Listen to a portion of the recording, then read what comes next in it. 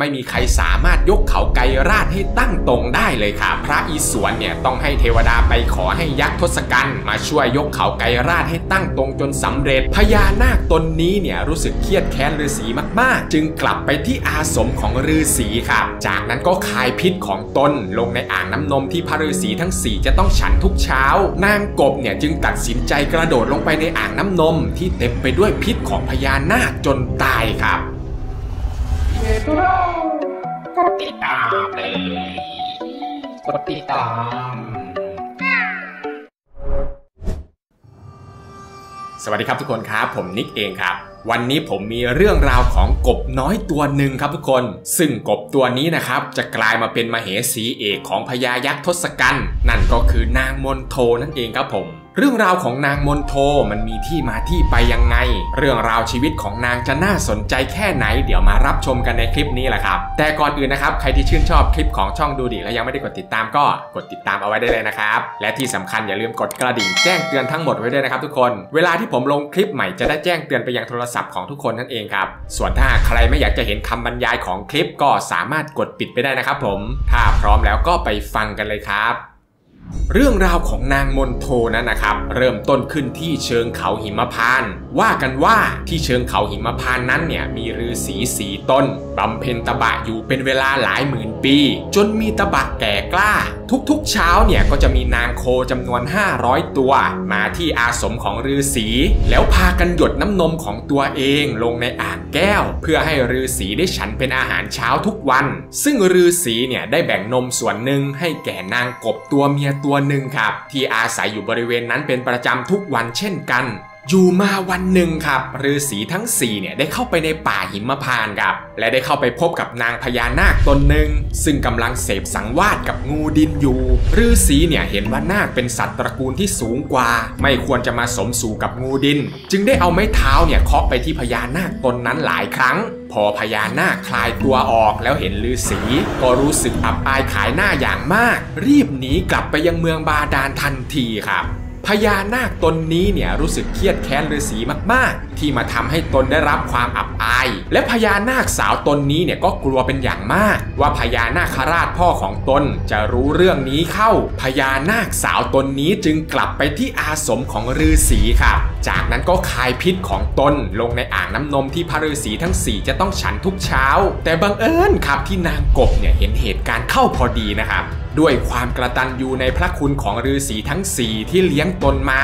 นางกบเนี่ยจึงตัดสินใจกระโดดลงไปในอ่างน้ำนมที่เต็มไปด้วยพิษของพญานาคจนตายครับเมื่อฤาษีทั้ง4กลับมายังอาสมเพื่อที่จะฉันน้ำนมก็เห็นนางกบเนี่ยนอนอืดตายลอยอยู่บนถาดน้ำนมก็เลยไม่อยากจะฉันนมในถาดนั้นครับซ้ำยังต่อว่านางกบนะครับว่าเป็นพวกตะกละกินเยอะจนตัวเองต้องตายแต่ด้วยความมีเมตตาของฤาษีเนี่ยฤาษีจึงชุบชีวิตนางกบขึ้นมาใหม่ครับแล้วก็สอบถามนางกบไปว่านมที่แบ่งให้กินทุกเช้ายังไม่พออีกหรือทำไมถึงตะกละมาแอบกินนมในถาดของพวกเราจนตัวเองต้องตายขนาดนี้นางกบเนี่ยก็เลยเล่าความจริงให้แก่ฤาษีฟังครับว่าตอนที่ฤาษีไม่อยู่นั้นมีนางพญานาคมาคายพิษใส่ไว้ในถาดนมตนเนี่ยเป็นห่วงฤาษีจึงกระโดดลงไปในถาดนมที่เต็มไปด้วยพิษของพญานาคจนตัวเองต้องตายพอพระฤาษีได้ฟังเนี่ยก็เข้าใจเหตุการณ์ทั้งหมดเลยครับคงเป็นเพราะความเครียดแค้นของนางพญานาคตนนั้นเป็นแน่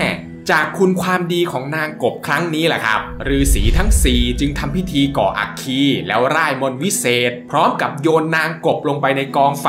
ชุบชีวิตนางกบขึ้นมาใหม่กลายเป็นสาวรูปงามเลยล่ะครับผมพร้อมกับตั้งชื่อให้ใหม่ว่านางมนโท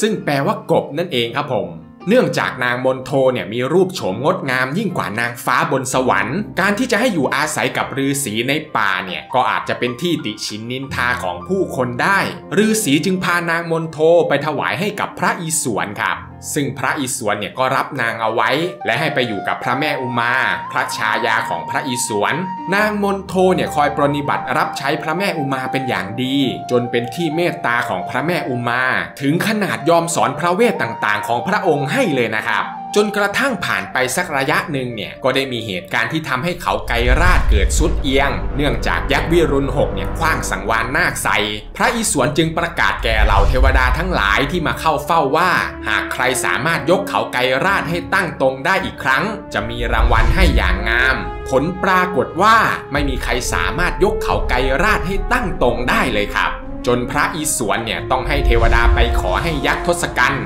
มาช่วยยกเขาไกรราชให้ตั้งตรงจนสำเร็จซึ่งของรางวัลที่พญายักษ์ทศกัณฐ์ต้องการนั้นนะครับก็คือพระแม่อุมาพระชายาของพระอิศวรครับผมและด้วยความที่พระอิศวรเนี่ยเอ่ยปากไปแล้วนะครับว่าทศกัณฐ์ต้องการอะไรเนี่ยก็จะให้ตามนั้นพระอิศวรเลยจำยอมต้องยกพระแม่อุมาให้ตามคำขอครับแต่ว่าสุดท้ายเนี่ยทศกัณฐ์ก็ต้องนำพระแม่อุมากลับมาคืนพระอิศวรนะครับทุกคนเนื่องจากว่า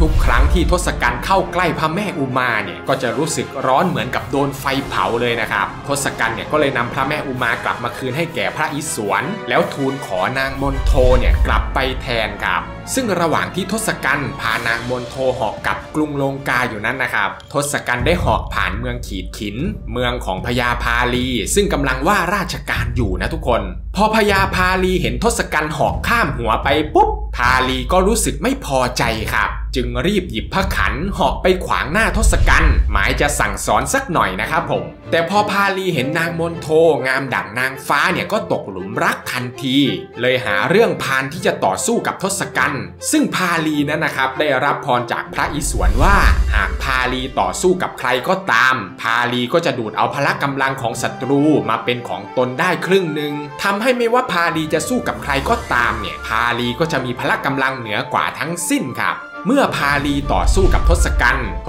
ก็พ่ายแพ้ไปตามระเบียบโดนพาลีแย่งเอานางมณโฑไปเป็นเมียก่อนซะงั้นครับผมทำให้ทศกัณฐ์เนี่ยกลับไปยังกรุงลงกาพร้อมกับความเครียดแค้นถึงกับคลุ้มคลั่งเหมือนจะเป็นบ้าเลยนะครับไม่ยอมออกว่าราชการนานถึง7 เดือนกุมภกันและพิเภกผู้เป็นน้องชายเนี่ยจึงช่วยกันคิดหาวิธีแก้ไข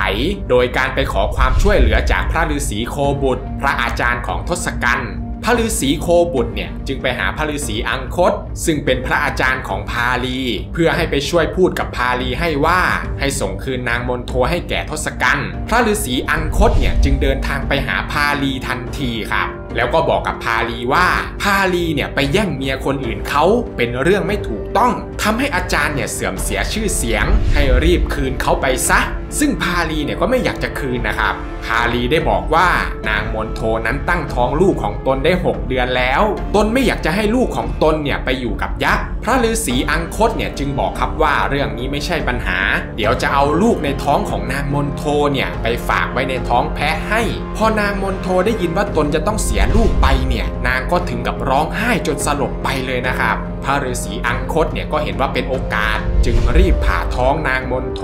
เอาลูกของนางเนี่ยไปใส่ไว้ในท้องแพะแล้วก็ร่ายมนต์วิเศษปิดท้องกลับคืนให้เป็นเหมือนเดิมราวกับว่าไม่มีอะไรเกิดขึ้นเลยครับจากนั้นก็นำตัวนางมณโฑ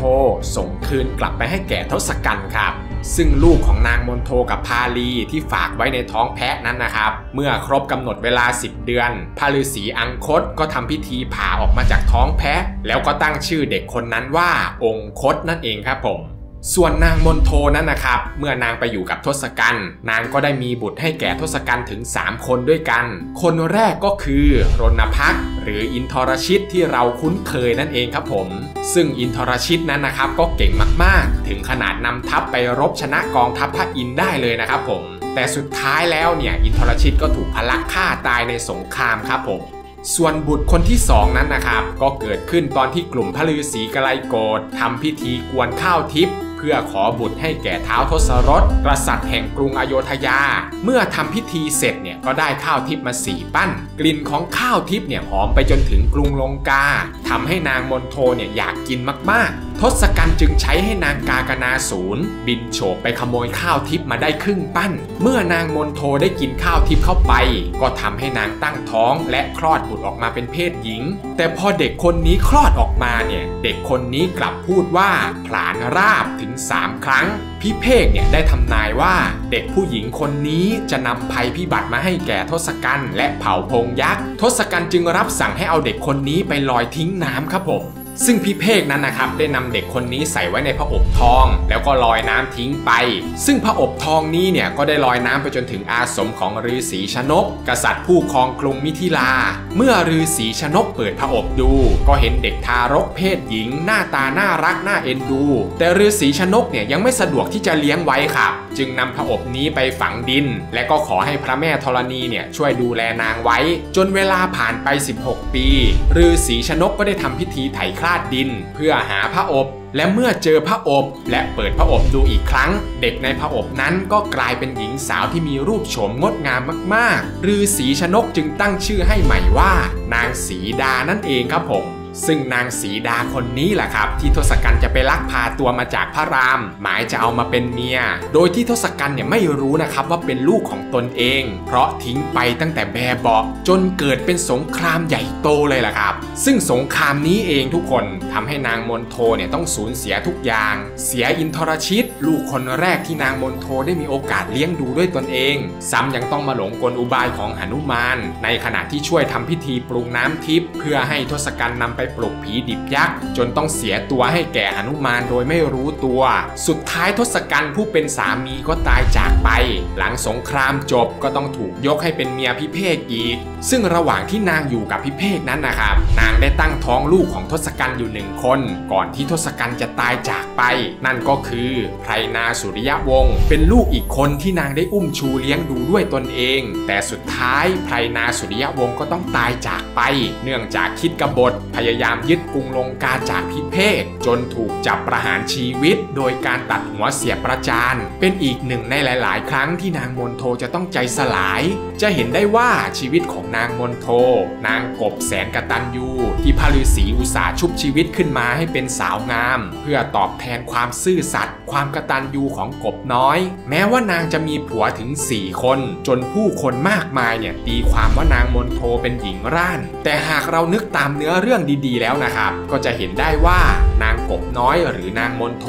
ไม่เคยจงใจใช้ความงามของนางหว่านเสน่ห์เพื่อหาสามีเลยสักครั้งสามีทั้ง4ของนางเนี่ยนางไม่เคยได้เลือกเองเลยต่างก็ตกอยู่ในภาวะจำยอมหรือถูกบังคับทั้งสิ้นตอนแรกที่อยู่กับพระแม่อุมาดีๆก็ดันถูกพระอิศวรเนี่ยยกให้แก่ทศกัณฐ์ซะงั้นแต่ยังไม่ทันได้อยู่กินกับทศกัณฐ์เลยก็ถูกพาลีมาแย่งไปเป็นเมียซะอีกและพอได้กลับมาเป็นเมียของทศกัณฐ์ก็ต้องมาหลงกลอุบายตกเป็นเมียของหนุมานโดยไม่รู้ตัวแถมสุดท้ายยังถูกยกให้ไปเป็นเมียของพิเภกน้องชายของสามีตนเองซะอีกมีลูกถึง4คนก็ต้องพัดพรากจากกันไปนับว่านางมณโฑเนี่ยเป็นสาวงามผู้อาภัพจริงๆครับไม่น่าเชื่อนะครับว่าจากกบยอดกตัญญูถึงขนาดยอมตายแทนฤาษีที่เลี้ยงดูตนเองจะมีชีวิตที่อาภัพได้ขนาดนี้นะครับซึ่งทั้งหมดนี้ก็เป็นเรื่องราวของนางมณโฑจากกบน้อยสู่มเหสีของพญายักษ์ทศกัณฐ์ที่ผมนำมาฝากทุกคนในวันนี้นะครับหากมีข้อมูลตรงไหนผิดพลาดหรือตกหล่นตรงไหนไปเนี่ยผมต้องกราบขออภัยทุกคนด้วยนะครับถ้าเพื่อนๆชอบคลิปแบบนี้ก็ช่วยกันกดไลค์กดติดตามแล้วก็แชร์คลิปออกไปเพื่อเป็นกำลังใจให้ผมหน่อยนะครับคลิปหน้าอยากให้ผมทำเรื่องราวเกี่ยวกับอะไรก็คอมเมนต์เอาไว้ด้วยนะครับผมสำหรับคลิปนี้ก็มีเพียงเท่านี้เนาะแล้วเจอกันใหม่คลิปวิดีโอหน้าครับสวัสดีครับบ๊ายบาย